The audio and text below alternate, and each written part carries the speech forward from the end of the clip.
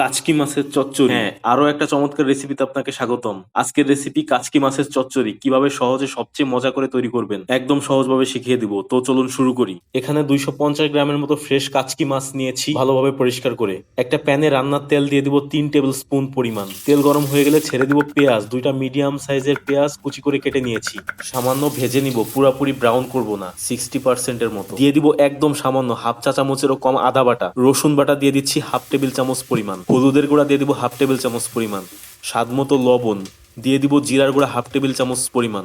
এ পর্যায়ে ছেড়ে দিব কাঁচামরিচ 2-3টা, যেটা স্লাইস করে কেটে নিয়েছি। সামান্য কষিয়ে ছেড়ে দিব পরিষ্কার করা কাচকি মাছগুলা। একটু আলতো আলতো করে কষিয়ে নিব, বেশি নাড়াচাড়া করা যাবে না, তাহলে ভেঙে যাবে। একটু কষিয়ে নিয়ে দিয়ে দিব হাফ কাপ পরিমাণ পানি।